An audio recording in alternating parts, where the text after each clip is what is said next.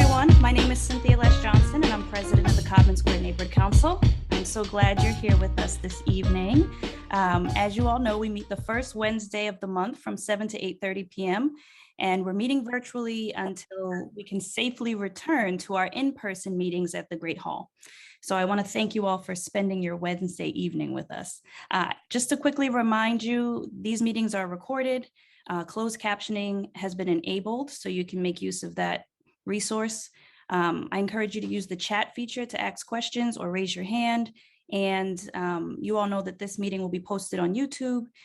We have a YouTube channel, and so you guys can visit the YouTube channel and see all of the meetings that we've been having virtually, and you can share all of the information with your friends, your family, and your neighbors. I'm also going to do a quick plug for you to subscribe to the YouTube channel if you haven't already. We've been meeting virtually since 2020, so just a lot of important information and a lot of important content. And I'll put the link to the YouTube channel in the chat so that you guys can easily just make sure you're subscribed.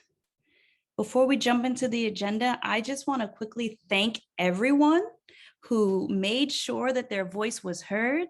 They got out, they voted, whether they voted early or they voted on election day. We were able to make history. We have our first female mayor in the city of Boston, Michelle Wu. For our district, Brian Worrell is our new district councilor. And you can see the at-large counselors that will be representing us in the future. So this is a very exciting time.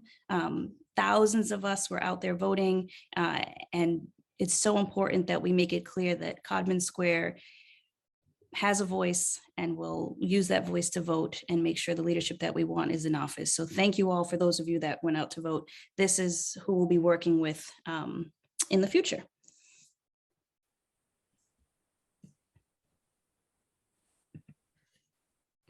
We have a lot to cover today. Here is the agenda. We may jump around just a little bit, but we'll get through it all. We'll make sure we're out of here on time. I'm going to stop sharing and start the agenda off with the reports from our police districts. Here at the council, we hear from both B3 and C11. So I think B3 is on. I think I saw Officer Harris on here. Good evening, everybody. Good evening. How are you? Doing well. How are you? I can't complain at all. Getting down to things, for the last 30 days, there were 21 calls for services within your catchment area that generated a police report. There were a few specific incidences that I went and I printed out the actual report so I could go over those individual reports with you. One incident, there was a threat report, took place at 9 Peaceville Ave in Dorchester. A two-man unit went and they received they were responding to a radio call to break up a fight. One of the students that attended Boston Tech actually made some pretty serious threats against one of the headmasters at the school, threatened to physically assault him, threatened to follow him outside of the building and physically assault him there as well. Luckily, the two-man unit, they were able to show up, de-escalate the situation. I don't know what the school is going to do about the behavior for the student, but at least we were there to de-escalate everything and to separate the two parties. Now, the next incident was an assault and battery with a deadly weapon. This one took place somewhere around 25 Dunbar Avenue. There was a gentleman that was standing outside. Well, let me back up a little. A gentleman and his friend had went to one of the area casinos. One of the friends came up with some winning numbers, which led to a $1,000 windfall. Because the numbers belonged to the suspect, they felt as though they were entitled to the entire winnings. to which the victim replied it was their money. Long story short, they engaged in a physical altercation. The suspect struck the victim with a empty alcohol bottle. The suspect is going to be summoned into court for the assault. And there was another incident. This one took place at Tech Boston as well. Been seeing a lot of this on TV as of late. I think for some of the students, going back to in-person learning has been a stressful situation for them, and they just don't know how to properly segue into being back into the classroom and having that rigid structure that's been absent for the last year and a half as they were engaged in remote learning. 4 students jumped one male, assaulted him. Those suspects will be summoned into court as well. And there was another incident. This one was a fight as well. Same area. A young woman was going. Wait a minute. Let me take a step back because this one kind of segues into another one. So a young woman went into the Codman Square Health Clinic to fill a prescription for her mother. One of the secretaries got a little upset because the woman didn't set up an actual appointment to go into the Codman Square Health Clinic. As the woman walked away to report her behavior to a supervisor, the employee ran up behind her, grabbed her by her hair, dragged her to the ground, and punched her in the face. By the time the 2-man unit responded, the Codman Square Health Clinic had already sent the employee home for the day, and she is going to be summoned in the court as well. So as you see, as of late, I don't know if it's the pandemic, but people seem to be a little on edge. So if you have any, family members that are under some type of stress from the pandemic, please, push them to get some type of counseling. They always say psychology is the talking cure. Perhaps perhaps you may need to sit down and engage in a conversation with them as well. And perhaps that'll, do a little bit to diffuse some of the anger and resentment that people are feeling throughout the community. Does anyone have any questions for me?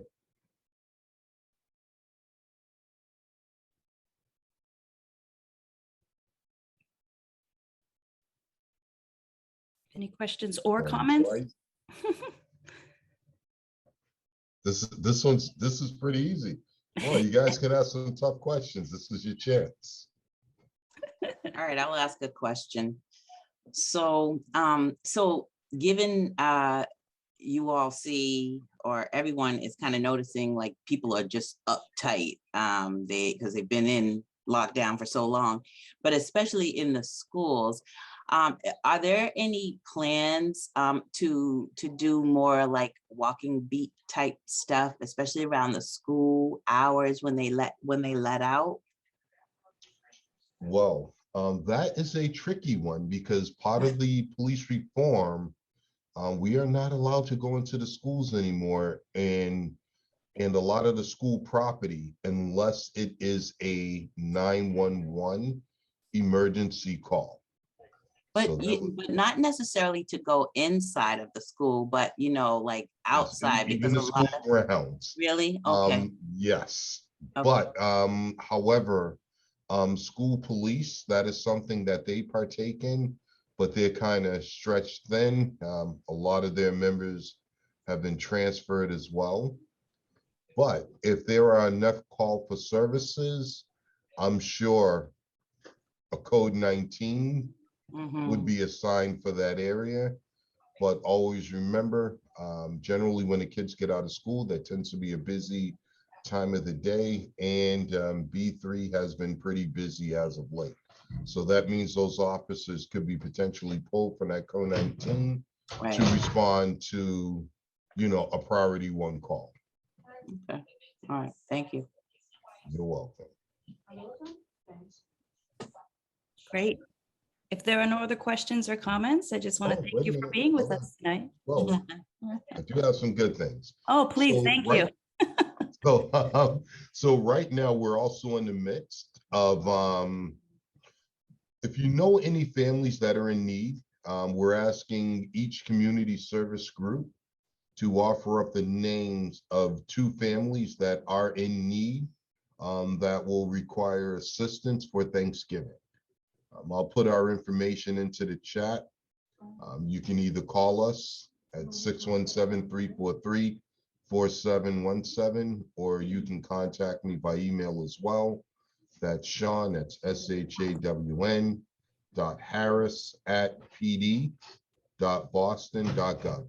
Don't worry, I'm going to put that in the chat for you as well. The cutoff date for that, as it stands, is going to be November 9th. Great. Thank you so much. We appreciate you being with us this evening. Oh, you're welcome. Is there anyone on from C11? If not, Amy, did you have an update at all with regards to reaching out to C11? Not since the previous time. I'll try to reach out again. Great. Thank you so much. Yep, no problem. Okay, we're going to jump around in the agenda a little bit. We're supposed to have a presentation from One Path Community Boston with regards to leasing space in our neighborhood. So I want to give them an opportunity to present. Is Joty on? Yes. Hi, how are you? Awesome. Good, how are you? Good. Great. Thank you for the opportunity to come. We've been really excited about talking with your team here and the community board about our organization. So One Path Community Boston is an organization that really highlights the experiences of the LGBTQ community here in the city of Boston. And we've been in existence for roughly 4.5 years, doing things such as like community service work throughout the community. We've hosted several collaborative events that really highlighted Narcan training to reduce drugs throughout the community as well. And we're finally looking at actually planting ourselves within the Codman Square area. So we have an opportunity to lease space within the community, and we're hoping to be able to bring our resources and services to the community, so that we can also continue to expand and grow and really, affect the community in a way that we see positive change happening. So our community organization is backed by a couple of partners, which is Powerhouse Boston. Powerhouse Boston is a interfaith community worship group as well. We're also backed by Gilead Science as well. So Gilead Science really works with us in coordination with providing Narcan training and trainings around PrEP and PEP as well.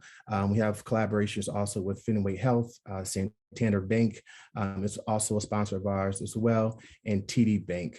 One of the greatest opportunities that we see within the Codman Square area is with TD Bank. TD Bank mentioned several times to us that their goal throughout the next couple of years is to really cement their organization within the Dorchester Codman Square area with our organization to do various activities such as property acquisition courses, financial literacy courses, planning for family, and savings courses as well. So we're hoping to be able to really utilize the support that we have through, some great corporate partners to really offer additional assistance within the Codman Square area.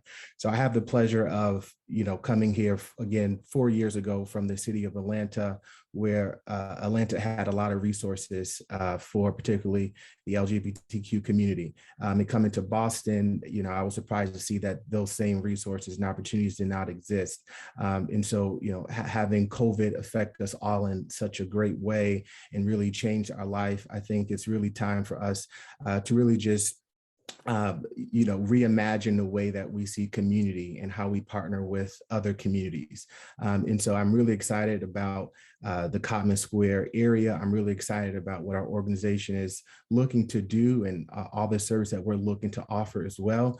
And just building a more inclusive, equitable space throughout the community that I think that will really help promote and change the lives of those who live there and also those who are visiting. I'll end with this as well. We're looking at actually also doing what we would like to call garage talks. And so garage talks will be a series of conversations with entrepreneurs, with local business owners, with single parents, with fathers, mothers, all those who make up our community, and really give them an opportunity to really share with us their experiences, their struggles, their unique approaches so that we can learn and grow together. So this will kind of mimic what is known as like a TED Talk, but it will be really, you know, geared towards the community sharing and us learning together in a collaborative way. And so this is something that I've seen done numerous of times in like the city of Atlanta. And it's an opportunity for us to really grow together, learn together, and share opportunities together as well. So again, I'll be here for the entire meeting, of course, but I look forward to hearing or answering any of your questions that you may have. Our organization is really seeking the community support so that we can continue to pursue the lease agreement and hopefully get everything situated by January or Q1 of 2022. Thank you. And what was the address of the location? The address, sure. The address that we're looking at is 14 Southern Ave. So that location currently served as a bicycle shop, a repair shop. It is a small facility that has some outdoor green space there as well. And so, yeah, so it's 14 Southern Ave, Dorchester, Massachusetts. Great, thank you. Any other questions or comments? If not, please put your information in the chat, your website in the chat, just so that we can get in touch with you and learn more about the work that you intend to do in Codman Square. Awesome, will do. Thank you very much. Okay, moving along in the agenda.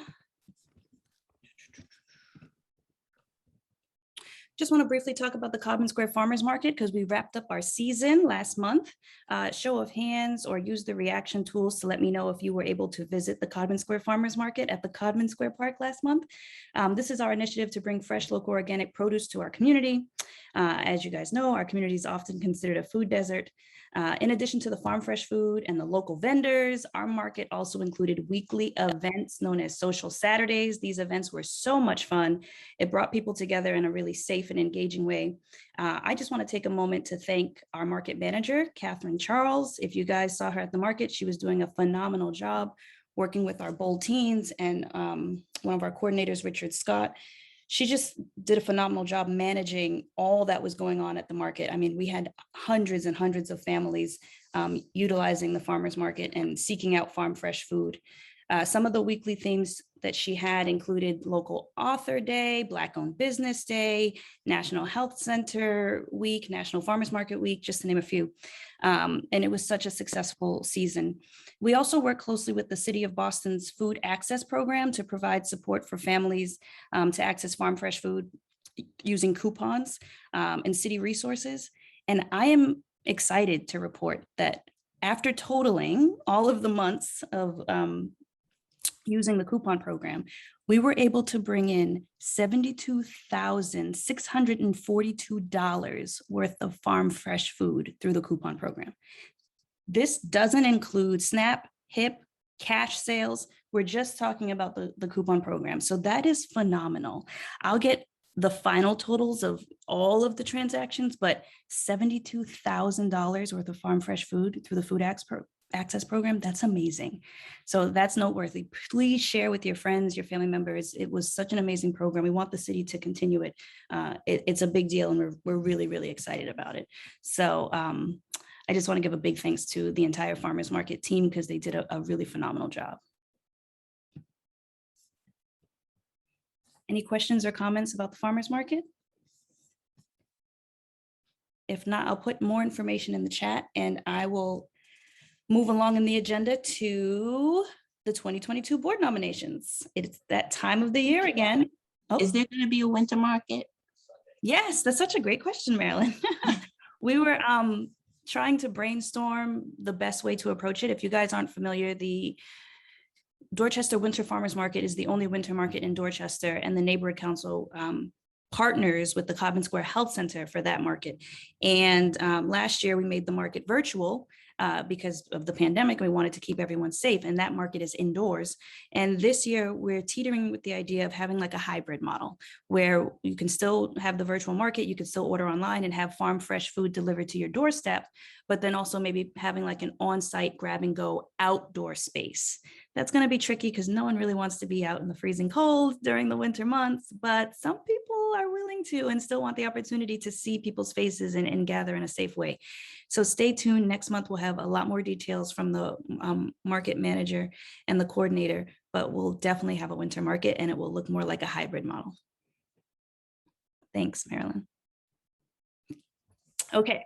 I'm actually going to hand it off to Lisa Hamblin. She's the secretary of the Codman Square Neighborhood Council, and she's going to walk us through the 2022 board nominations.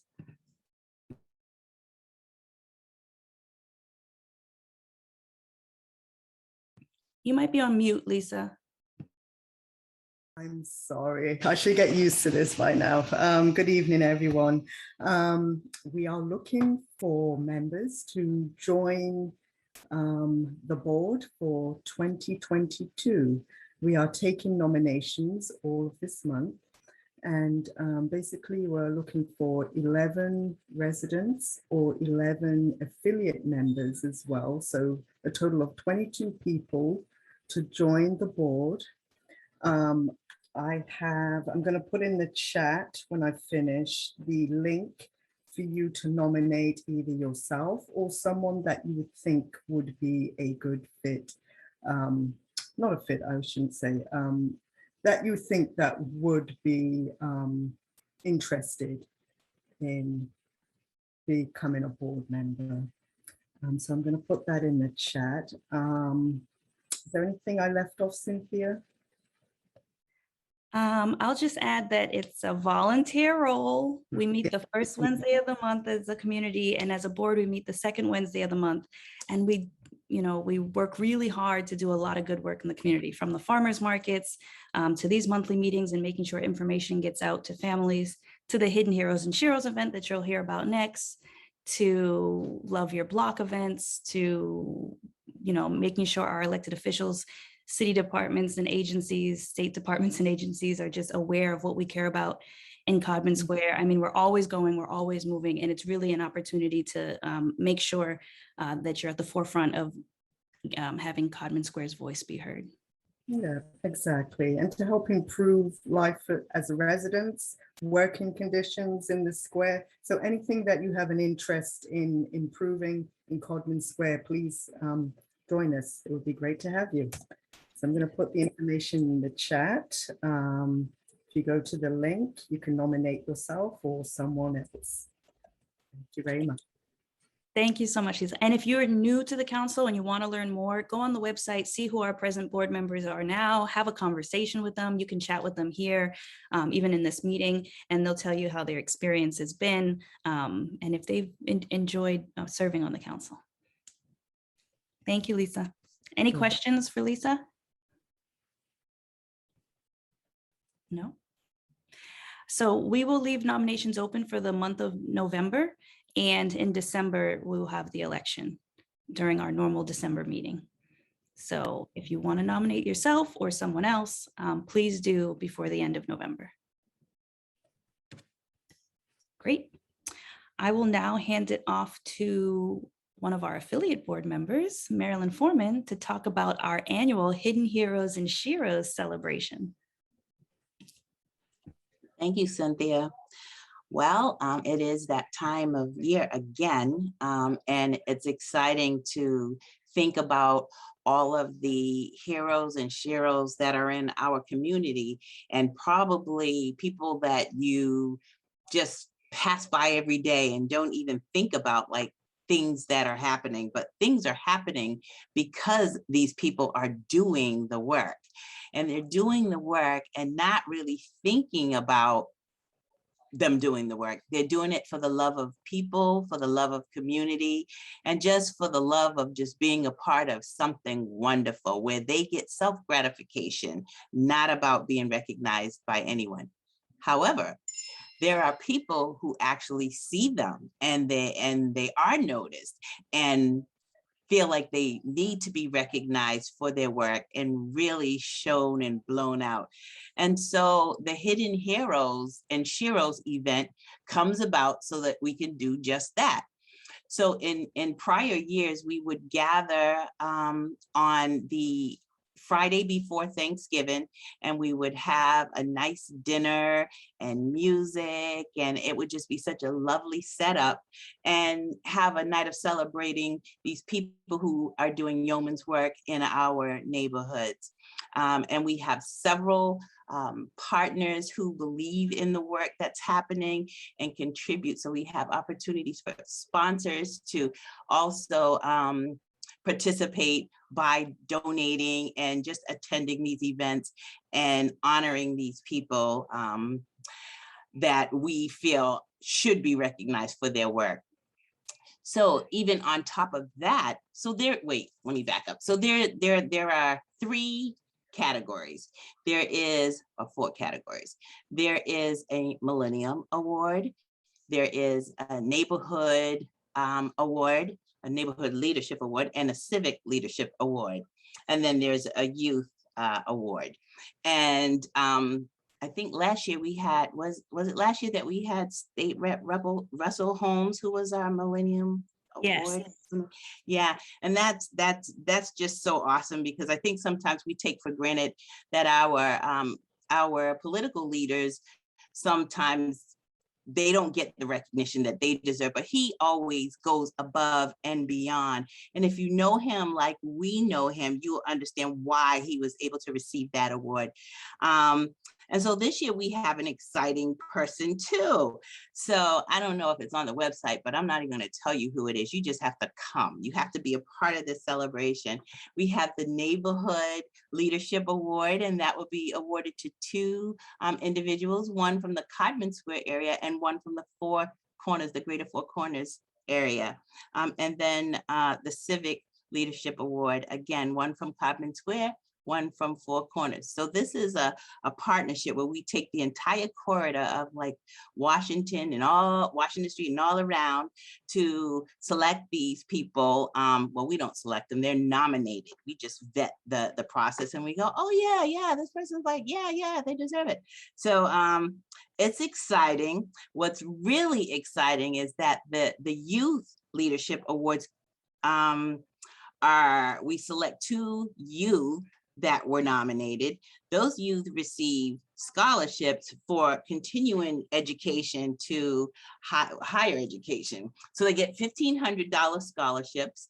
And that's always really exciting for them and really exciting for their parents, because that's $1,500 that they don't have to come up with. So we encourage all of you to participate and to donate. We have all the information on the website. I think Cynthia put it in the chat, yes. But in case you want to just write it down, it's CodmanSquareCouncil.org. There are still opportunities for sponsorships if you'd like to place an ad, and even if you'd like to sponsor a scholarship. We have always given to young people, but the more money we make or the more sponsors we get for those scholarships, the more we can issue. We have some really talented and amazing young people in our community. And it's been really, really hard the past couple of years for families, but these young people want to continue their education and really want to come back to the community that supported them. So think about that. And if you want to give, that is a cause worth giving to. So we hope that you will be able to make it on November the 19th at 6 p.m. Unfortunately, we are going to not have a live event. We'll do it virtually again this year, but it's still exciting. And we have, this year we'll have a online auction with some amazing gifts. And so we encourage you to go on there because again, this is part of a fundraiser to help to give scholarships to our students. And a lot of them want to come back and again, give into like do architectural work. They want to do development. They want to get into law enforcement. So support those causes to support our young people, but show up on November the 19th at 6 p.m. and it will be virtual. And you don't have to wait until the 19th to go onto the website to contribute. So I would encourage you all to go and contribute something. You don't have to do a whole lot of money, you know, forget the $1,000 that I think that you should give. But if you want to give 50, you want to give 100, that's cool. You can do that because every little bit helps and God will bless you richly for it. So I don't know if I forgot anything. I know I did a lot of talking. Did you get all that, everybody? Nod your heads if you did. Yeah, yeah, all right, okay. But if you have any questions, go right ahead. I see you, Shawn. I saw in the chat that Deputy Tom McGuire would like you to send him any community events that we're having. I think we should send that right on over to him. He put his email in the chat. All right. Please do. Thank you. Yes, yes. Thank you, Marilyn. That was very thorough. We love this event. It is such a wonderful event. Every year we look forward to it. We encourage you to participate. Go ahead, get your tickets. They're free. Go register, make sure you secure your slot. And then you can go on the website and see how you can have an ad in the program that's sponsoring the event or donate to the Youth Scholarship Fund. It's a really beautiful time. So make sure you mark your calendars. Yeah, but more importantly, support those people that we are recognizing because that's a great feeling to know that people really appreciate the work that you do. And that's what it's all about, really recognizing those people. And who knows, maybe you'll be next year. Exactly. For giving the most money. Yeah, how about that? Thank you, Marilyn. But you know, just be there. Great. Thank you, Marilyn. Okay, so really quickly, let's just talk about the Codman Square Park. Make sure everyone can hear me. As you heard last month from the Boston Parks Department, we will resume the Codman Square Park meetings in the new year. I really want to take a moment and give ourselves a big round of applause. You can do it using the reactions. You can unmute yourself, however you want to do it. Yes, because through our efforts, yes, we have secured $640,000 in the capital fund, $150,000 in the Community Preservation Act, and we're waiting to hear about the $150,000 from the Brown Fund. We're getting closer and closer and closer to our goal. I think our big picture goal put us a little over $1 million for what we'd like to see happen at the Codman Square Park. Here are some of the renderings that we've been working on with our landscape architect and our artists. Both were secured through the Brown Fund process as we went through a design phase. We really just started with visioning, residents coming together to figure out how to activate this space. This is the same park where the Codman Square Farmers Market is held and a few other events. I just want to thank the Friends of the Codman Square Park for their leadership because, you know, those few meetings, just sitting in a room trying to figure out, you know, how to activate this park has turned into an entire campaign to secure capital dollars, private dollars, public dollars, and everyone's really rallying behind the efforts. This will transform Codman Square. once it's complete. So if you want to learn more, I'll put information in the chat on how to get involved with the Friends of the Park, but we'll resume meetings in the new year with the Parks Department as we move closer and closer to construction. Any questions about the Codman Square Park? No? Great. I'll put more information in the chat for you. Okay, moving along in the agenda, we have a very special guest here tonight. Let me just make sure that he's on. It's our sheriff. Sheriff Tompkins is here. He wants to talk about Mass and Cass and the plan that's being laid out for Mass and Cass, and he wants to tell us this plan directly. So we've made space on the agenda to hear from him, and we're really happy to have him here tonight. Hey, Cynthia, how are you? Good to see you. Good to And everybody on the call. Yeah, as I'm sure most of you have heard about Mass and Cass and what's going on down there. And so what I did about a month and a half ago was to say that I've got a building, it's not entirely empty, but it's for the most part empty, that could be utilized to get people off the street, get them a bed, a meal, shower, medical assistance, and hopefully reunify them with their families. And so what we've been trying to do, or what we are doing, come the next couple of weeks, will be to bring people into our stabilization unit. And it's going to be a 90-day treatment situation wherein we will step people down. If they're using methamphetamines or heroin, we'll step them down to Suboxone or methadone or Vivitrol, while at the same time offering them casework and discussions with external partners that deal with housing, mental health issues, substance abuse issues. A lot of the folk that will come to us do not have identification, so help them get their IDs and the like. There has been some discussion about whether or not we're taking in what's called Section 35s or civil commitments.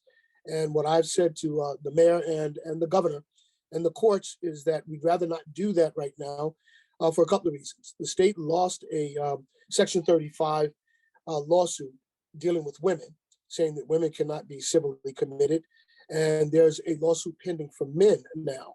And so what I've said is anybody that's touching the legal system, meaning if they have outstanding warrants, those are the individuals that we will bring into the facility to help out right now. Of the 400 or so people down at Mass and Cass, we will be able to take in 100 people. It's a 90-day program, and we think we can get some good things done. My intent in doing this is severalfold. Principally, we're in the middle of a humanitarian crisis.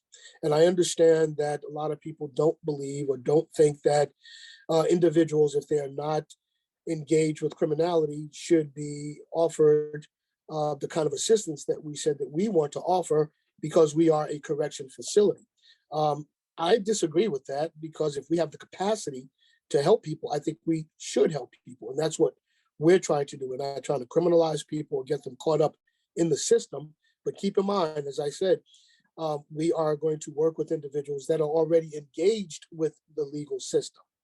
So when they get there to our facility, it'll be a little bit different from the rest of our enterprise there, the rest of the buildings on the campus. This is called Building 8, which is a standalone building that is not attached to the other 7 buildings.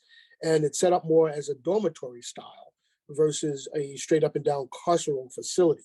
What I mean by that is when you get off the elevator, there'll be a big common area where we'll have sofas and chairs, tables with game boards and the like. Off to the right, we have a big screen television. We have rooms for group sessions. And we also have rooms on the other side for individual sessions with either lawyers or practitioners that can help people once they leave us. Because they are engaged with the legal system, we've been asked if, let me just backtrack. The rooms that they will be in will sleep. These are huge rooms. These are not the 6x9 rooms that we have on the rest of the campus. These are pretty big rooms that will sleep 3 people to a room. The doors will not be locked, so they will have free mobility around the floor that they are on, but they will not be able to leave the building. And we've been asked about that. And they won't be able to leave the building because they've been remanded to us by the courts. So the way this will work, the Boston police will work with the individuals on mass and CAS. The district attorney will determine whatever, they will explore whatever their crimes or how many warrants they have or what the nature of the warrants are. And then the courts will remand them to one of two places, well, several places. If it's an individual that has 6, 7, 8, 9 warrants that the law has been looking for in any event, they will probably be remanded to our pretrial facility, which is down at Nassau Street. If these are low-level nonviolent offenders, they may have a warrant or two, but they're not really criminally engaged in the crime that they're committing is basically done to feed their habit. Unfortunately, they would then be sent to our stabilization unit, which I mentioned is 90 days in length. We cannot hold them longer than 90 days. If they need more assistance after the 90 days, I also have another facility there, another program there called OASIS, which is a program that we established about 3 years ago to deal with substance abuse and chronic substance abuse. And so if the courts say it's okay for them to move from the stabilization unit to the OASIS unit, then we will do that. The aim here, though, is to work with Pine Street, Home Search, Hope House, and other agencies that really work on getting people shelter. That's the most important thing, aside from their mental state or the fact that they may be engaged with substance abuse. They need a place to lay their head. They need shelter. And so the city and the state are talking pretty seriously about that. Apparently, I'm told that there are a number of vacant buildings throughout the city that could be rehabbed so that people would have access. Pine Street, I'm sure most of you know, is pretty good with getting people placed, not only in shelter, but getting them jobs. And so we're going to work with all of these partners. The way it will work is clearly we're a security facility, so security is what we do, but we will be engaged with casework, some of the mental health issues, and some of the substance abuse issues. The medical side will really be dealt with our external medical provider, which is WellPath, which is also the medical provider for the Department of Corrections and Mass Health. So a lot of the medical end of this will be dealt with by those medical practitioners. Because of who we get in jail now, i.e. a lot of people with mental health issues or substance abuse issues, I also have a full-blown mental health and substance abuse team because we have to, I mean, that's unfortunately who's coming to spend time with us now because of the scarcity of beds, mental health beds or substance abuse beds outside of a correction facility. If someone does something untoward, the courts are sending them to jail. I frankly don't believe that a lot of these people should be incarcerated, but I don't have a nickel in that dime. We have to follow what the courts dictate. And so that's pretty much how the program is set up. We began, let me backtrack. We also established a mobile courtroom in our facility so that the police can bring people straight from Mass and Cass into our building for arraignment or pre-arraignment. In that facility, we will have defense attorneys from CPCS. The prosecutors from the district attorney's office will be there. When they walk into the building, they are immediately medically assessed. And so we will do a medical assessment of them first. They will then go to a BPD booking officer that is placed in our mobile courtroom, and then they will go before the judge. The judge is remote. Everybody else is actually in the room. We also have an overflow room for family members or public that want to come in and view the proceedings. The room that we're using for the courtroom is it's a decent sized room, but it's not big enough to hold all of the people that are going to be involved with the judge and the lawyers to bring a lot of public into that room. So we have the overflow room, which is just a couple of doors down. That began on Monday. And it's still continuing. It's gone all the way through. So pretty much in a nutshell, that's what we're doing. I'm going to as many community meetings as I can to answer any questions. And there have been a lot of questions as to how this has come together and what is the significance of it and what is the furtherance of it. So if anyone has any questions, let me know and I'll answer them. Questions or comments for the sheriff? So someone check themselves in voluntarily, or does this No. have to be through the court? It has to be through a court because we're just dealing with people that are touching the legal system. And so almost checking yourself in is almost like a civil commitment, as if your family member or police or others have checked you in. And so we can't do that.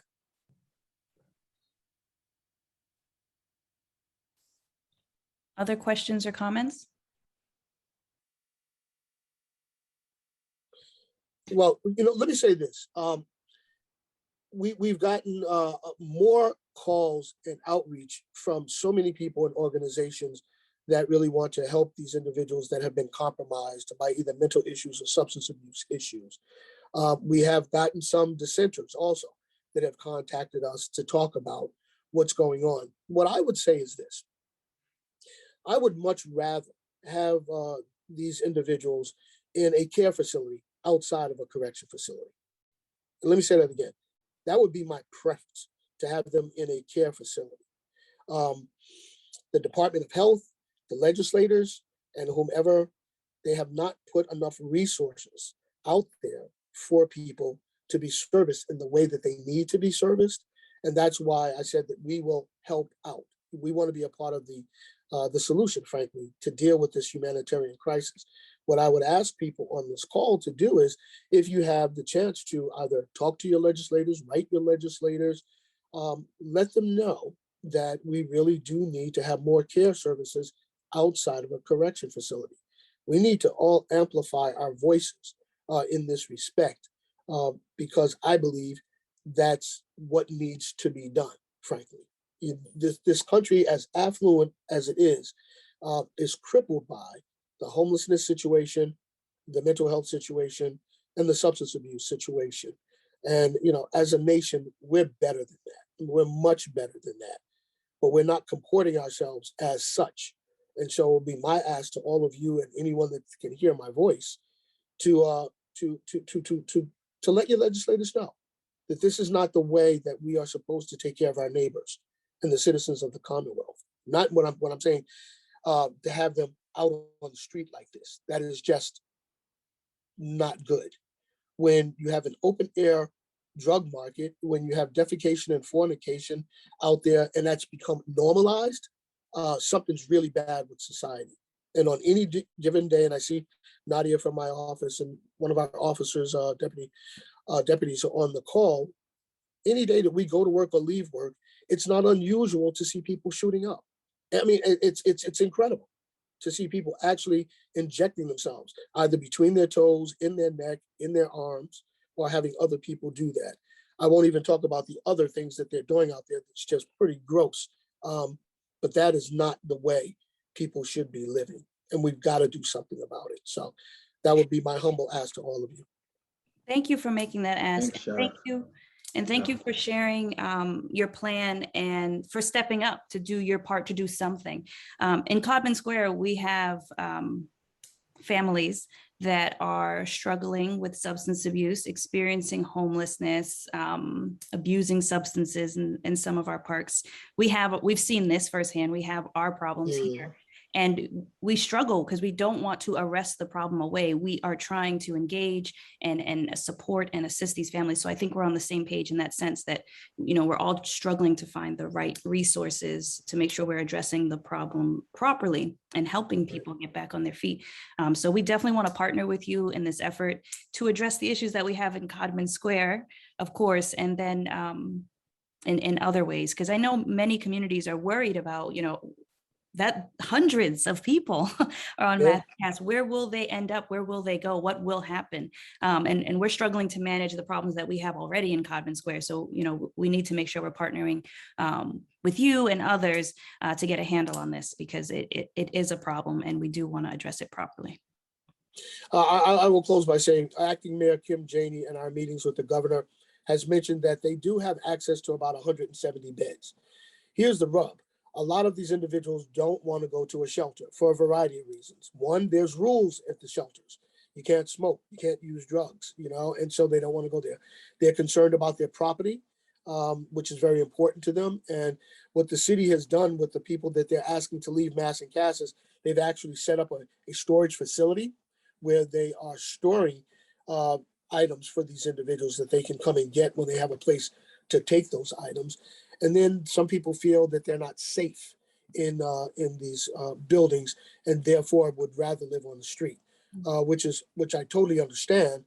But there also, the city and the state needs to do something about having secure facilities, having facilities where people can store their items and making people feel comfortable as best as we possibly can. You know, I know that's a tall ask, but to get people off the street and have them go into the shelters under their own steam is something that needs to get done. And so we're going to keep fighting the good fight. We're going to keep pushing the ball down the field and doing as much as we can, particularly during the winter months, to get people off the street and get them the services that they need. So I thank you for allowing me to come to the meeting and just explain what we're trying to get done. Were there any other questions or comments for the sheriff? Actually, I have a question. Great. I'm wondering if during the daytime, in most of the shelters, folks are asked to leave the shelter for the day, which seems kind of ridiculous actually, but I'm wondering if that's what's going to happen over at the facility. In my facility, no, they are not going to be able to, they can't leave the building. They can't leave the building at all. They can't leave. Well, let me backtrack. We do have a big recreation area outside of the building, so they can go there. But I mean, they can't leave the campus. Let me put it that way. Okay. So they can't leave the campus, but they will be able to get out and get fresh air and that sort of thing. Yes, absolutely. So do you know with these other facilities that are that folks are being sent to, whether it's the same situation where folks, homeless folks will be sent out during the middle of the day and not allowed to go back inside until the evening? Unfortunately, I don't know that. What I do know is, particularly for people that are not engaged with the legal system, they are going to be sent to care facilities, not incarceration facilities, medical care facilities. In fact, all of the ladies that will be removed from Mass and Cass will go to a care facility in Framingham, not to the women's prison in Framingham, to a care facility in Framingham. We will not receive any of the ladies. We are just going to bring in the men. That's at the direction of the courts and the district attorney. We have the capacity to take in the ladies, and we have pretty good gender-specific programming in our department, but the thought is for the ladies to go somewhere else. But where they go, and if it's a care facility, this is an assumption, which is a dangerous thing. They probably can go outside, but I don't know. So I'm so sorry. Okay, thank you. Thank you, Sheriff. One comment. Thank you for being part of the solution. Teamwork will make the dream work in order to protect our families and provide the resources we deserve. I think we all share in that we appreciate your leadership and we appreciate you being here tonight. Well, thank you so much, folks. Have a good evening. If I don't see any of you before the holidays, have a great holiday season, and let's take care of our neighbors and our loved ones. Thank you so much for having me. Great. Thank you. Moving along in the agenda, we will now hear from the Guild. We're going to hear a little bit more about the Washington Street Forest. Let's see who's presenting. Are they on? I think Iris and Mike are supposed to. So I'll just start very, very quickly. Hi, everybody. I'm Iris DuPont. I'm chairperson for the Mount Bowden Betterment Association. A lifelong Dorchester resident and artist. And I've been working with the Guild since they came, and they've done some marvelous things. Some years back, and I can't remember when exactly, we were able to get this forest area behind my house maintained as an urban wild, and we have been able to keep it as such. But we have struggled very hard to get people to come along and actually have things happen there. Some years ago, we approached the Guild, and I say we as the Mount Bowden Betterment Association, to try and steward that piece of land that's so important to the neighbors here in Four Corners. We spoke to them about creating a vision of wellness in that space, a place that can be for the community and about the community, transforming it yet maintaining it as an urban wild, so that it is a benefit both physically and mentally for the residents in this area. The vision that we had actually included a number of things, as a peaceful sanctuary, as a place to do educational programs for indigenous plants, and a whole bunch of other things, putting in some garden spaces, bringing back some of the plants that belong in this area, and also using it as an art making and exhibiting space. The Guild has proven that they can make wonderful spaces out of seemingly nothing. So what we have here is a great space that provides sound protection to some degree, keeps the Mount Bowden area from falling onto Washington Street. And we'd like to make it a more useful space. I'm not going to stay on much any longer, actually. Yoga Mike is here to really clarify more of what's going on, but thank you all for your support in this effort. Mike? Thank you, Iris. Peace. You're welcome, Cynthia. Before I get going, I just got to ask a logistic question to Miss Cynthia. Do you have the slides, or will I be sharing them from my screen? We could do either one. I made you a co-host, so if you want to share them, you can. That's a little bit too much pressure for me. Can I use you as my point guard and just be like, next slide, so I can feel important and be efficient? I like it. Let's do it. I'm ready. All right, cool. Before I get started though, let me just advise you guys for a moment. It's a Wednesday night and it's almost 8 o'clock. So just take a moment to take a deep breath and like stretch your bodies, like do that on purpose. Yes. So we have here, I want to start off by saying it's a beautiful time to be alive. I'm very honored to be in this room with so many change makers and people who actually care about the community.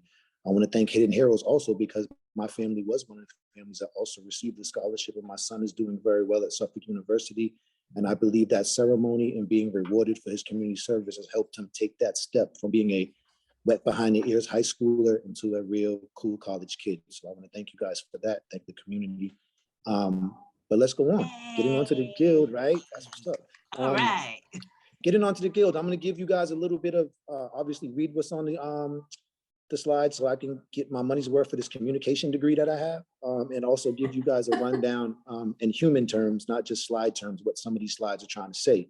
So of course, we're here with page 1, and page 1 goes on to say the Guild is for ourselves and our descendants. We are urban alchemists and cultural weavers, designers and developers of a new urban landscape. We're builders of a transformational business ecosystem.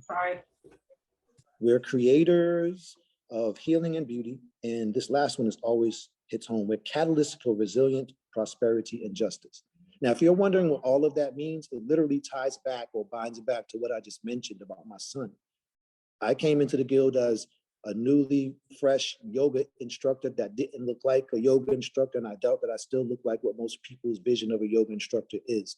And the reason why I love the Guild is they never asked me to change. I've worked in several places trying to be yoga instructors at those places and spaces, but the Guild is all about meeting people where they're at and utilizing their natural talents without having them change into a robot. And of course, that trickled down to my sons and just the culture there. I think a lot of times we look at checking off boxes and look at statistics, but we forget that there's a culture to everything. And I believe that culture is important. So can we move to the next slide, please? Because we want to see that culture in living color. So anytime you want to see that culture in living color, you can come to this space. But here we have a slide that kind of explains what I just said to a degree. The Urban Guild is a multi-sided social enterprise and development ecosystem led by Black and Indigenous people of color. The Guild was founded in 2012 with an absolute belief that our communities are filled with the talent, strength, beauty, and power to create new models of wholeness and prosperity, right here, right now. We shift traditionally limiting power dynamics and support community-owned transformation, leadership, and system change. And if you're not a word person, you're a picture person, if you take a look at that diagram to our right-hand side, if we start just at the real estate development bubble, and then we move our attention to the healing, health, and wellness bubble, then over to the art, culture, and design, and then the new businesses, networks, and asset creation. Let's call that the superfluous layer. That's what you see on the outside. But what makes that stuff go deeper and more deeply rooted are the smaller hexagons that we see, where we see technology, we see policy, we see research and publishing, and also capacity building. And then we get to the root, or the bulbous root of it all, which is equity, resilience, and justice. Can we go to the next slide, please? Yes, before we do, I hate making this announcement. You have 5 minutes. I'm enjoying all of this, so I wish we had more time. I'm just letting I'm you know. watching. I got my watch. I got 4 minutes on my watch. I'm gonna make it happen. So now we go from the who are we and what do we do to the show and prove. Right here, you will see the corner of Toplift and Bowden Street. Without getting into too much detail, I am a born and raised Boston boy, Roxbury to be exact. Coming from Roxbury, we were told, even though I hung with gangsters and tough guys, stay away from the corner of Toplift and Bowden. So if we go to the next slide, I'll show you what we were able to do with that. We were able to maintain a healing space by just putting some simple things in place, and also bringing that culture from the actual building 260 Washington Street out to this location. And as you see at the bottom of the slide, we were able to maintain this for 8 long years. And now if you notice, this new space is now becoming a food co-op, I believe. So we took something, nothing, and made it into something by just trusting the community and the talents and resources. Next slide. All right, so again, here's some show and prove. This is actually what the place looks like with people in it. And what I want you to notice is there was at some point there was a agenda where we would bring music, actual vibrations, good vibrations into the space. And if you look over to your right side, that was our very first ever yoga teacher training program. So every person in that picture is now a certified licensed yoga instructor and teaching classes from Boston to Cambridge to California and back. Next slide, please. So this is the actual building 260 Washington before it became the Guild. It was known as an eyesore. It was villainized as a place where people would just leave hot boxes, or what are also known as stolen cars and vehicles. And that's why I think we're having a hard time, Iris, getting people to join in with the fun and excitement at the Guild, because I believe that site itself is still villainized on its older reputation. But if you go to the next slide, you'll be able to see how that culture again shows itself. Here we have the ability to show what volunteers, what planning and progress will make, what consistency and just general having a good time can turn something really nasty and ugly to something beautiful. So now let's get to the next slide. We'll start to usher in what we're doing now. What we're doing now is a community love, wellness, and connection relief pantry where we're serving people in the community. Those are some of the days we're open to the general public, and the days that are not listed, we're just working with people in general, getting them food, supporting 25% of our support goes to seniors. And as you see, 80% goes to immigrant households. And altogether since April 1st, 2020, we're able to help over 120,000 residents. Next slide, please. Now, here's what we're talking about now. This is the sanctuary place that Iris was talking about. As you see, the areas that are surrounded in yellow lines are the places that are looking to get renovated. If we go to the next slide, we can add some more detail to that. What you see is how it started in 2013 as just a general blueprint. It's real basic and just a garden that would cover some space. But if we go to the next slide, you'll see what the community input has added to that blueprint. We added several different ideas that we think will work. Some are overlapping, but some are very separate and distinct. If you look at the bottom where it says 4 Seasons Urban Forest, we'll be doing something different at all of the 4 seasons, especially in the winter. We'll have ice skating, a pop-up winter market, and a sledding hill as well, along with other things. If you go to the next slide. Here is the as above, so below, as within, so without view. This would be from the inside of 260 Washington, looking out the windows into the garden itself. Go to the next slide, please.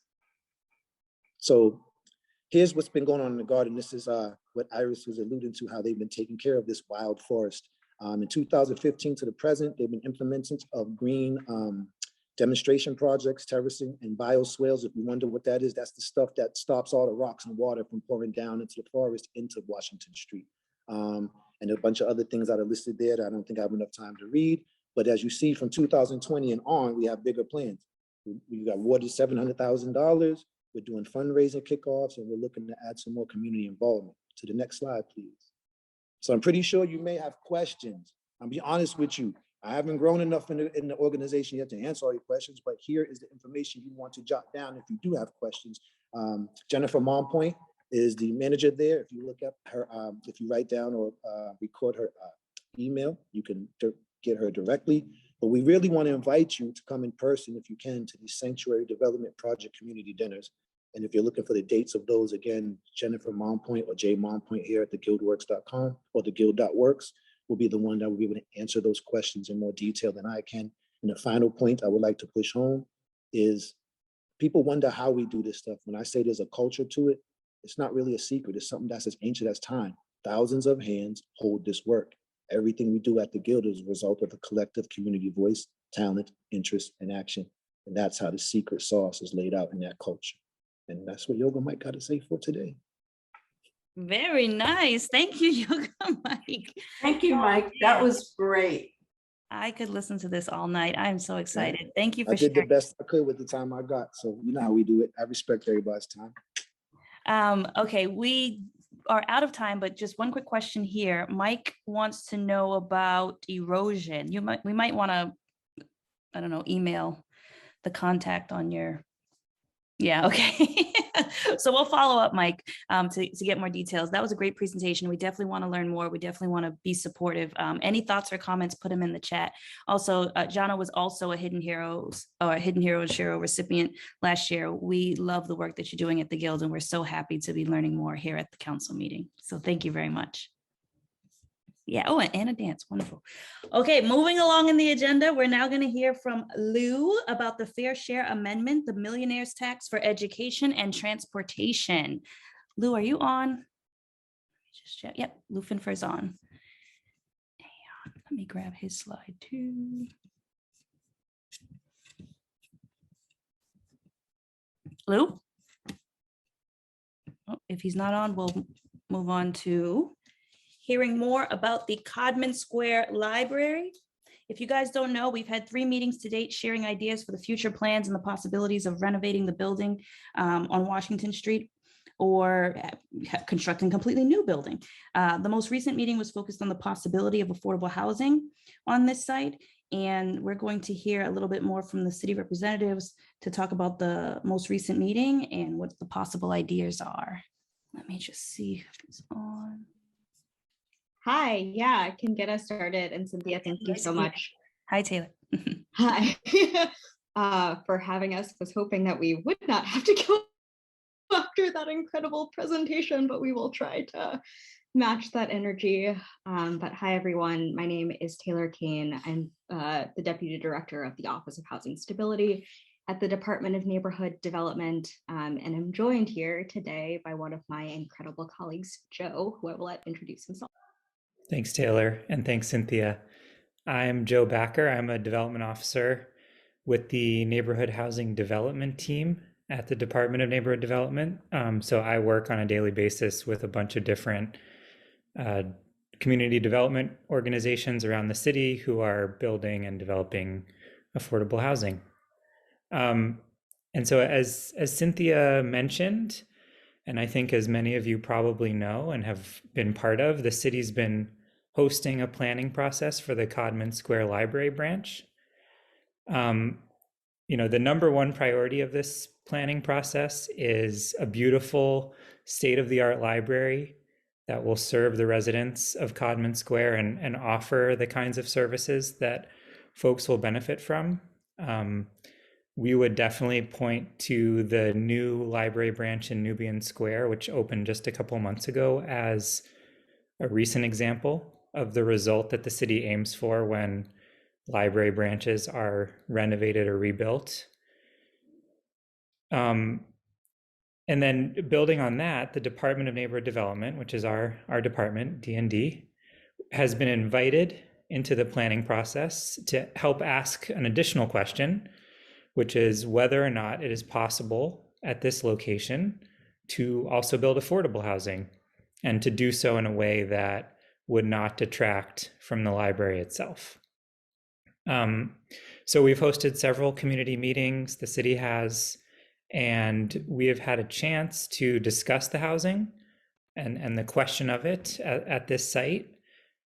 At our most recent meeting, many folks in attendance requested a workshop to really dive into this and really discuss the question of housing in Codman Square. So what Taylor and I are here today for is to drum up enthusiasm for that workshop, which we are going to be hosting on Wednesday, November 17th, and that'll be at 6:30 p.m. And we will post some information in the chat about that too. So this workshop is going to be a chance to talk about housing demand in the neighborhood, to look at Codman Square in particular, to describe how D&D supports the creation of affordable housing across the city and make sure that the work of our department is clear to everyone, and answer questions and have a conversation with anyone in attendance. I'm going to hand it over to Taylor for a little more. Great, thank you, Joe. And I didn't even talk about what the Office of Housing Stability does, which is really to work with residents to find and maintain stable, safe, and affordable housing in the city of Boston. And also at D&D, I wear another hat, which is being involved with the Mayor's Housing Innovation Lab and really exploring creative ideas to increase housing affordability in the city of Boston. And I say both of those things because I think one of the things that we really wanted to highlight tonight is that we know there are a couple of big questions that have come up over the course of some of the library programming study meetings around this question of why are we having this conversation in the context of Codman Square, and why housing as a focus? And so just wanted to spend some time talking about those two pieces. As I think has been mentioned in some of the meetings, the city has been exploring this question of co-location, of having affordable housing alongside upgraded library branches in a number of different spaces. So this has been a conversation in planning study processes in Fields Corner, in Eggleston Square, as well as in the West End. And there are currently plans in place right now to combine libraries with housing for the Chinatown branch library, which will be a new library in Chinatown, as well as in Upham's Corner. So that's a bit about why Codman Square, as we're looking at some of the ongoing planning studies, thinking it's really important to incorporate this question of, is it possible to have multiple uses on a single site? A fair follow-up question is, why housing as one of those uses? And there's a long answer and there's a short answer that I think we probably have more time to discuss. We'll have more time to discuss the long answer at the housing workshop, but the short answer is every neighborhood in Boston, and I'm sure this neighborhood experiences this as well, is facing an affordable housing crunch. And this is really one of the many ways that we have to create new housing opportunities for families and residents, and wanting to really seriously consider that as a possibility. We know that there could be enthusiasm for this type of approach in the right types of spaces, as an opportunity to improve neighborhoods, to deliver a world-class library, as well as stable and safe, affordable housing for a community and for a neighborhood. And I think where we wanted to end is just really stressing that there have been no decisions made around this project, and that the community meetings are really meant as a space to gather input around this possibility. And we really look forward to the continued participation and input of this community. And again, we'll stress, please come to the housing workshop that Joe mentioned that will be later this month. Great, thank you. November 17th, please put the information in the chat. Yep, I was just going to mention that we will have translation services for anyone who needs it. So I'm going to drop a link that gives folks the registration information, and I'll put my email address there as well, so anyone with questions can reach out. Great. Thank you both. I Thanks. heard loud and clear that no decisions have been made. So I encourage you all to participate. Make sure your voice is heard. That means if the community does want this multi-use structure, then okay. But if they don't want it, then we'd go in that direction as well. And I also put a link to the study in the chat. So if you just want to learn more about the meetings, the process, what's been discussed, please visit that as well. This is really exciting. There'll be a lot of changes happening on Washington Street, and I encourage you all to participate and make sure your voice is heard. At the last meeting, we heard loud and clear that residents wanted to hear from the staff of our branch. So I'm hoping maybe at this workshop, we can hear from the staff as well, maybe, I don't know, but just putting it out there that it's really important to us to hear from those that have been working in that building for decades. Thanks, Cynthia. Thank you. I don't mean to rush us along, but I want to make sure we hit every item on this agenda, and we're running out of time. I think Lou is now on. We're going to hear about the Fair Share Amendment, the Millionaire's Tax for Education and Transportation. Yes, I'm on. I'm just going out of a gathering I'm in. My name is, can you hear me okay? Yes. Hi, my name is Lou Finfer. I'm a community organizer with Massachusetts Communities Action Network, which was formed in '85, and is our offices are in Dorchester, and I've organized starting in Dorchester in the 1970s. And I came tonight to ask you to consider supporting something that's going on the ballot next November, and it's variously called the Fair Share Amendment or the Millionaire's Tax. And the proposal is to raise taxes on millionaires. Everyone now pays 5% on the state income tax, and this would raise the tax on millionaires. Anything above $1 million they earn, they would pay 9% tax. And this would raise $2 billion that would be dedicated to education. And that means our K-12 schools, our state colleges, job training, ESOL, HISET, and also the second use is transportation, roads and bridges, MBTA, regional transit authorities, the money would go to. A coalition of community, labor, and religious groups that our group is one of the founders of collected 150,000 signatures in 2015 to begin the process to get this on the ballot. So that's the background. I think you all can step back and think of different education needs we have for our youth as well as adults, and different transportation needs we have, and having $2 billion in new revenue could give a lot of possibilities to realizing some of the things that we know we need. Maybe I can stop and see if there's any questions, and we hope whatever the process you use, you can give formal support to endorse this. And I appreciate, Cynthia, the chance to speak at your meeting. Thank you. Questions or comments for Lou? No? Can you give us a link that I can put in the chat for people that want to get involved or learn more about the initiative? I'm on my cell phone. I'm not very good, but I will try to maybe email you something now that has various attachments. That would be great. With fact sheets, and maybe you can get those out in some way. And then the thing that you already had that I sent today, is a summary of it too. Yes, I had it up while you were speaking. That's great.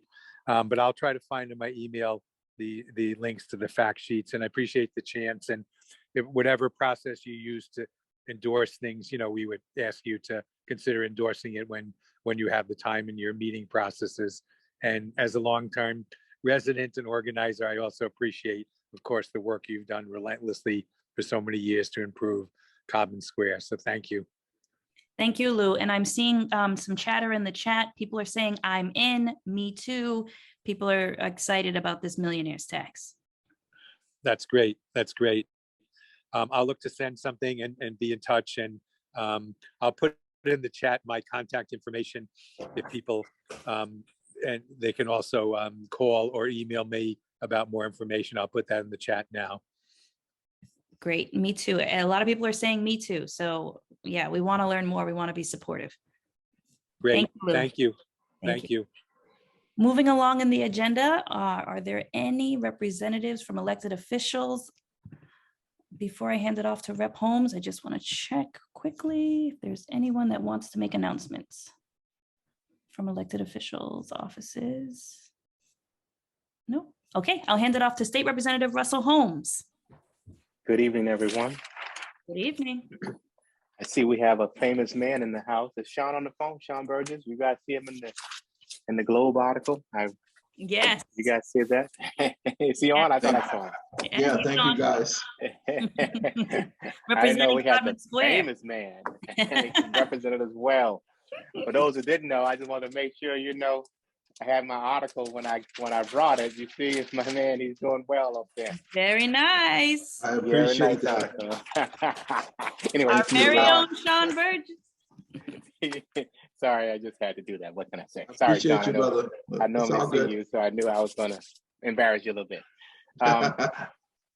So the one I know I'm limited on time, but I'm just going to talk primarily tonight about redistricting because the information is out, and I just want to be clear on some of the things that's going to happen in the neighborhood and some of the major changes. And then if you want, I do have, I can talk about the ARPA funding, but that might be too much of a time than what you've given me.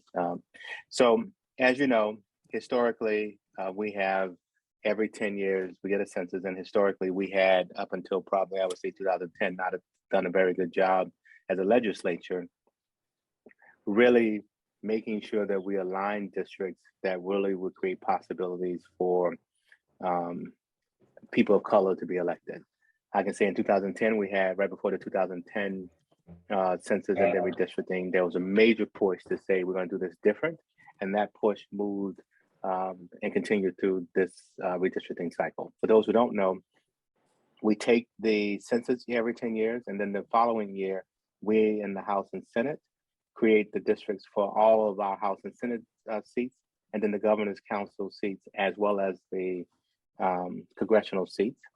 And then that is happening all across this whole country. And for those who don't know, this is what the President Obama and former and Eric Holder said has been one of the biggest challenges around why we have the House and Senate in such a shambles as it is in the federal. So here in the state, when I ran in 2010, my first time we ran, there were 10 seats of majority of color, meaning by population for possibility that a set of people would send the folks we desire, whether it be black or white. There were 10 of those that were majority seats by population and color. We moved from 10 across this entire state in 2010 to 10 just in Boston and 20 across the state. And then in this latest cycle, the goal here was to say, if you have people of color anywhere in this state where you can create a pocket of folks at about 45 people, we're going to set a goal to make that happen. And so we went in this latest round from 20 seats of majority of color to 33. The thing that's important to note is that there's only one majority Black community in in all of New England, and that's Brockton. I say that to tell you something about the Senate seat. There are only two places in all of Massachusetts where you can create a majority Black seat, meaning that 50% of a population by, what we do is literally we take all the wards and precincts and we chop them all up. There are only two places, or two seats, and I'm one of those seats, and Brandy's the other. So where you have Codman Square, where you think about Mattapan, Dorchester, and where we live, that is the only place where you have enough pocket of Black people where you can create a greater than 50% majority. And then there are 8 of those where you can create majority Hispanic seat. And so we've done that. So we have 10 majority Black and Hispanic seats, 8, like I said, Hispanics, 2 Black. And then the others are 23 what we call opportunity seats, where you can have BIPOC, Black, Indigenous, people of color. You take all of them together and you can then come up with a community that can then send, we hope, or have a voice in who's sent to the State House. So we did 33 seats in the House. So that's 33 of 160. And then in the Senate, there were 3 seats before that were majority of color opportunity, being able to have BIPOC. We took that from 3 to 6. And so essentially now there are 39 possibilities where a majority of folks in these Senate and rep districts can send, or we will send, with having a strong voice, the people who we think will best represent us. The one thing that because I know this gets time consuming, the one thing I'll tell you that's the biggest change in the area is that Representative Malia, Liz Malia, is retiring. And so I know that should not matter because we should just be creating districts that, hey, let's create a district and what's most fair. But rest assured, I would never go and create a district and vote for a district that moves me out of my district. That's just the politics of this. I wouldn't go say, oh, craft up this seat. I no longer live in that district and someone else runs in that seat. That's just not logical. I think you guys would understand that. And so, but Rep Malia is retiring. And so what happens is, if you think about what Rep Malia's seat was, it is right above me, where it was before, where Harvard Street is, Franklin Park, and all of that area. That seat was then consolidated. And so today, the way it works is there are 5 Black members in the House, 1 Hispanic member here in Boston.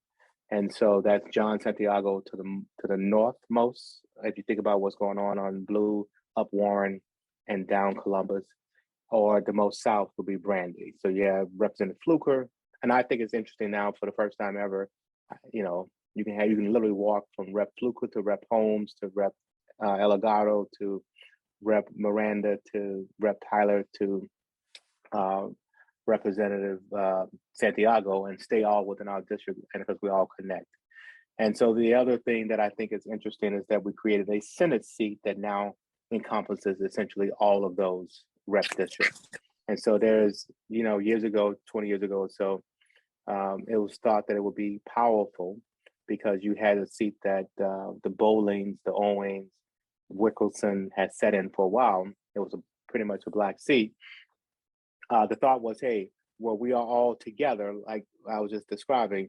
How about we try to create an opportunity for 2 seats? And so you took much of that vote and you moved it into the seat that is the first Suffolk, and you moved it into the seat that's the second Suffolk.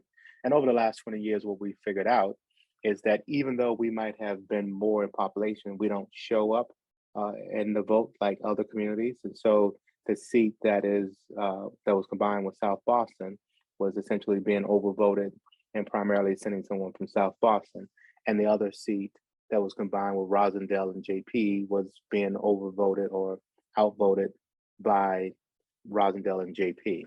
And so this time we brought that seat back together. And so essentially what I just said, that seat begins down there in Milton, Mattapan, and comes straight up Blue Avenue, go down Warren, and comes right up to the north end, right to the south end. And so that seat is one we believe now will be, well, it is now majority Black. There was something similar done in the Lawrence area that was now be majority Hispanic. And so we think, then there's one now centered around Brockton.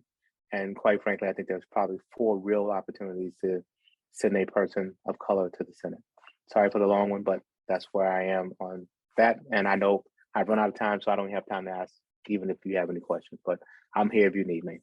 Thank you for sharing that history and explaining that process. It might have been a lot for some of us at 829. So please visit the YouTube channel and rewatch that, because what Rep Holmes is sharing is extremely important for us to understand so that we can better figure out the redistricting that's happened and is taking place. Rep Holmes, quick plug. Can you please make sure you do citations for Hidden Heroes and Sheroes? I'll send you another email. I think Devin is already a yes. Perfect. He's not sent back the email to say yes. I apologize. I'll get on him tonight. And then also Rep Holmes has been instrumental in helping us organize a meeting with the 2 cannabis dispensary owners that have proposed locations on Washington Street. If you are interested in participating in a meeting with these owners, just to talk about logistics, being a good neighbor, community benefit, hours of operation, all of these things, I'm going to put the information in the chat. Please participate in the meeting. It'll be November 10th at 6:30 p.m. Just an initial conversation just to get updates on what's been going on with these applicants. I know a lot of residents oppose the cannabis dispensaries in Codman Square, definitely opposed too, but this is where we are and we're trying to figure out and navigate this process. So the information's in the chat. I'm now going to move on to announcements because we are fresh out of time. Any quick announcements? Next month, I'll talk about the $3.7 billion we just spent. Yeah, because that's a lot. Remind me, please. Yes, I will remind you. Announcements, quick announcements. I have a quick announcement, Cynthia. Go ahead. All right, thank you so much. My name is Juan Skeens, everybody. I'm the youth director for ROC. I want to first start off by saying thank you to Cynthia and Common Square neighbors, as well as Mount Bowden Betterment Association neighbors and Erie Ellen Neighbor Association, who are represented on this call. Together, we put together a petition to form a community-led life skills training and wellness center that is coming to 872 Morton Street over in Mattapan area. Based going to be a community-led center that was formed off of, COVID. We've seen the impacts that COVID has had on our communities. We wanted to do something about it together. So we joined together. We let our elected officials know to work progress. On November 18th, I invite you all to join us at our ROC to be a part of the conversation and see your updates on your support and see exactly what that is. And I want to also say that we've been advocating for changes to the Norfolk Street Bridge to create over there to make it more ADA compliant. That presentation will also happen on November 18th at 6:30 p.m. I just truly want to thank you all, and I hope that you all have a wonderful night. Thank you. You too. Thank you for being so brief, but still getting all the information out there. Other announcements? Quickly. If not, I'm going to close the meeting. Can I say something just Yes. one more time? Jawan, remember, I have a plane at 7 o'clock that night. So if you can try your best to see if you can move that to 6, it really would be helpful. I can do it all I can, but I have to shut the phone off when they say shut the phone off on the plane. And you know that he will really push the limits there. He always does. Quick reminder, Hidden Heroes and Sheroes is November 19th. Make sure you register, donate to the Youth Scholarship Support Sponsor, put an ad in the program. Our next meeting is December 1st at 7 p.m. Same time, same place. The link is the same. If there are no other announcements, I'm going to thank you all for your time and your attention this evening, and I will see you next month. Same time, same place. Have a good night.